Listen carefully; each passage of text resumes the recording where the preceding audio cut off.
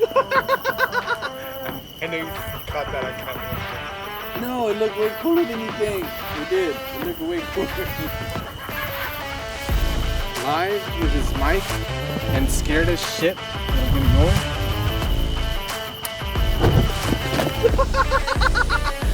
I know you caught that on camera. Sound check, mic coming. Wait, let me grab another beer.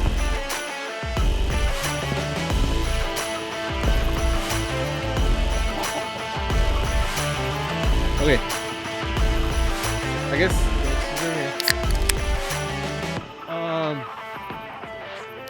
all right. Welcome to Curve the Border. I'm here with Ad TV. All right, we're shooting episode number 2, and it's just gonna be a reenactment of one of my personal stories. You know, right now we're focusing on stuff that we can attain, and I think my stories of my experiences is something that we can focus on at the beginning of the episode. So we're gonna start off here, and hopefully it'll explode into other people's encounters, other people submitting their encounters where we can go and actually do these reenactments. But I want to show you an example of what we want to do in the future with callers' stories, you know. So right now we're gonna focus on my stories, and we're out here on my ranch. It's near La Moca, and this relates back to where my grandfather actually, if you haven't seen episode one talks about how my grandfather was a ranch hand pretty much, and in another ranch, La Moca, that's near my ranch, maybe like 5 miles away, that's where he encountered a monkey. I don't know if it was a Bigfoot, but I've always thought the way he described it was kind of a Bigfoot or a monkey, but there are primates out in Texas. That's what we confirmed, and that's where we have callers calling in and verifying these things. So I thought I'd bring out another story that happened to me, and this takes place in my ranch. It happened between me, my father, and my sister. We actually come out here every winter and camp out in a ranch. It's called La Moca. We call it Lucky 13, the Trevino Ranch, but it's in La Moca. And we're out here right now, and I'm gonna try and tell the story of what happened to us. This was back probably anywhere from November or December. It was actually December.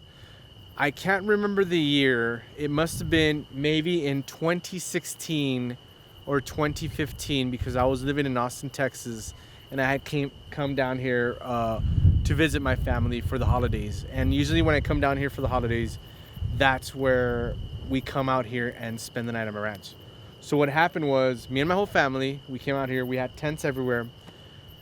I was standing here, my dad was standing next to me, and my sister was pretty much standing in the camera's perspective that what you're seeing right now. All right, that's the perspective that you're seeing right now, is what my sister was looking at, which is me and my father. In the background, we have a swing set. We have a couple of items that come into play as this story.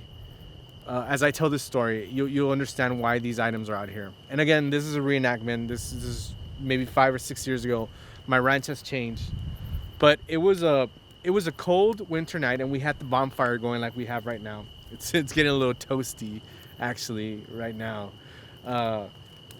But what happened was, my sister was standing where you guys have seen. I was here. My dad was next to me. It was probably around 1 in the morning or 2 in the morning. We stayed up late, and we were just talking, hanging out, you know, being real grateful that we have this ranch, and that, you know, we appreciate it, and we come and use it, and we use it so we can come out here and spend more time with the family, and also kind of pass this on to our nephews and nieces, which is my sister's daughters and sons, you know, so they can appreciate the outdoors in our ranch. It's getting really toasty, guys. Sorry if I'm moving out of frame. It feels good, because right now there's kind of like a cold front coming in. Like, it's weird. We came out here, it was hot, and now this cold front is running in, so the heat feels real good. So that night was cold. I remember it was really cold. We had our winter gear on, camo, of course. But we had the fire going because it was cold, and that's what kept us warm that night. So my sister's standing there. She's looking at me and my dad, and we're talking. All of a sudden, my sister pauses and just kind of stares blankly over our shoulders, and she starts pointing like, I'm gonna reenact what she did. She did this. And she kind of stayed stuck, and me and my dad were like, what, Jess? What's going on, Jess? What's going on? So this happened for like a minute or two, and she kept going. Like, she was kind of like stuck with trying to speak, but not being able to speak because she was in shock of what she was seeing. So she's doing this, and me and my dad were like, what, Jess? What? And she finally goes, turn around, turn around. All right, she goes, turn around, turn around. So we turned around. What I saw, I'll never forget. It's like, it's something that just can't be explained. All right. When me and my dad finally turned around, we didn't see what my sister saw, and I'll explain what my sister saw. But what me and my father saw was a series of sequential events of items being knocked down as something ran past it. And it was a sequential order. Now, we put a couple of props up, but what was out here that night was a tiny little basketball, a Fisher-Price court, a tricycle, and a chair. And when we turned around, we saw first the basketball court fall down, then the tricycle fall down, then the chair fall down in a sequential order running that way. So it was basketball court, then it was the tricycle, and then it was the chair. And the final thing we saw, we used to have a fence right here, and the fence was swinging back and forth like something jumped over it, and it hit it as it jumped it, and it was swinging back and forth, wobbling like something big was wobbling back and forth. So that's what me and my father saw. Then we turned around, we're like, what the hell happened? And Jessica, my sister, told us, you won't believe what I just saw. And we're like, what? What did you see? What did you see? All right. She goes, there was a big, dark, refrigerator looking. She goes, the only thing I can describe that was what everybody calls a Bigfoot, but it was black. It was darker than the darkness behind it. That's how dark it was. It like sucked all light into it, where it was darker than the darkness in the woods. She goes, and I can see the silhouette of this object like a refrigerator, and what it was doing, it was actually grabbing on to our slide that's in the background, and it was kind of ducking down and looking at us. And she goes, and I was talking to you guys, and out of the corner of my eye I saw something moving, like it was just doing this, and then we locked eyes, and it was just black. And she goes, and the swing was like, he was ducking down, and when he got up, he was like 2 feet above the slide. And what he did, he was kind of like, oh my God, you're looking at me? And he went like, what do I do? What do I do? And that's when it decided to run. And as it ran, it knocked down these 3 items that me and my father saw. All right? That's what she goes, it started running, Angel, and it started knocking down each one as it ran, and it finally jumped over the fence. And here's the part that's really, I mean, if you think a Bigfoot in La Moca is hard to believe, here's another layer that adds to this story that is unbelievable. It just disappeared into thin air. Like, it just disappeared. And when me and my father turned around, all we could see was these items being knocked down in sequential order. So she told us this, and I told my dad, all right, Pa, look, is there any wind? There was no wind. He goes, nah. And my dad's not a believer. My dad, like, he will deny. He goes, nah. He'll try to find some logic to it. Whatever it is, he'll try to find some logic. But this time I was like, no, Dad, look. Is there any wind? He goes, there's no wind. I was like, even if there was wind, why did it knock it down in a sequential order that way? You know, like 1, 2, 3, then the fence. What would make it move? He goes, I don't know. I was like, Dad, you gotta see it from what I'm trying to prove here. Like, am I going crazy? There's no wind. He goes, no, there's no wind. And my sister was like, you guys don't even understand what I just saw. I can't believe it. I can't believe it, Angel. I can't believe what I just saw. And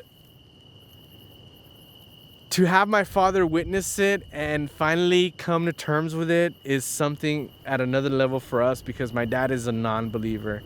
And he finally said, no, you're right. Something had to be running in that direction and knocking things down and jumping over the fence. But that's what happened. My sister described it as a big, black, dark object. Its eyes were red for some reason. I don't know. It was like, it was glowing off of the fire's reflection, and they were red. That's what caught her attention initially. The eyes. From when it was doing this, she kind of, and then when it got up, and that's why she knew when this thing was like, oh my God, they saw me. What do I do? And they locked eyes, and that's when it went running. She describes it as a big dark object, size of a refrigerator, really tall, and really fast.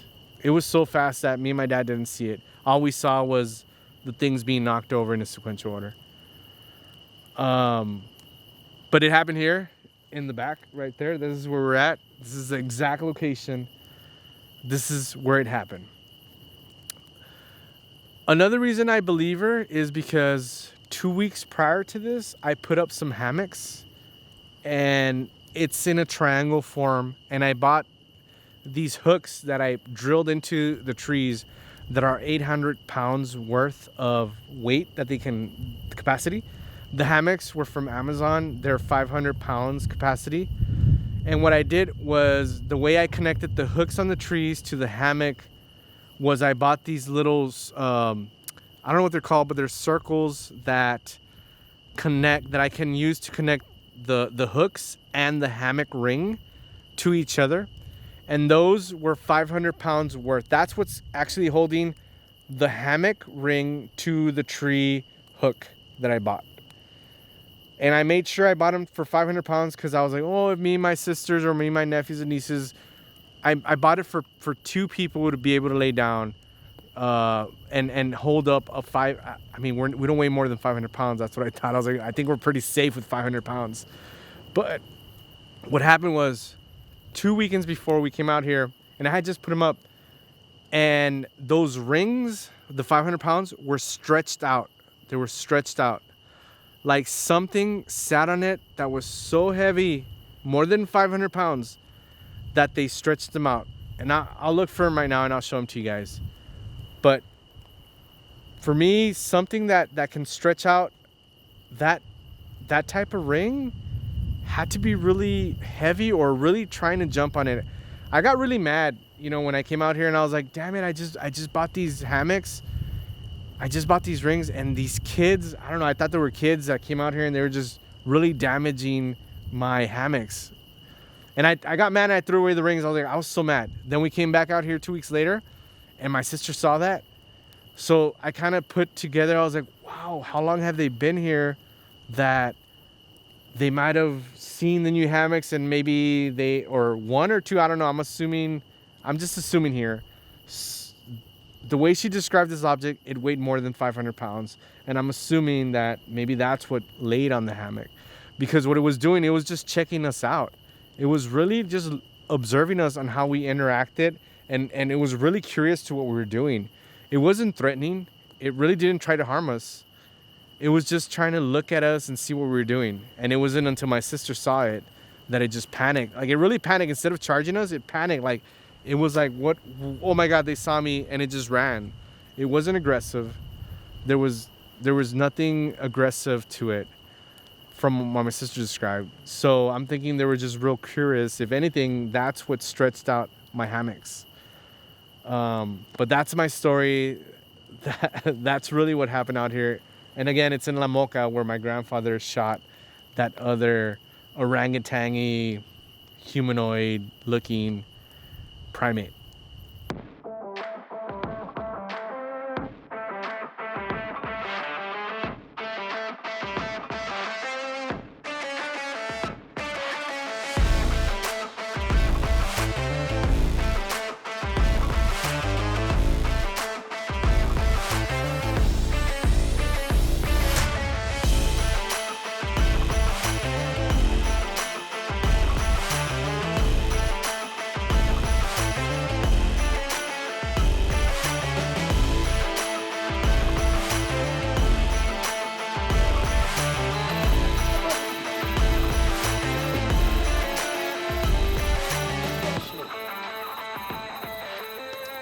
So, I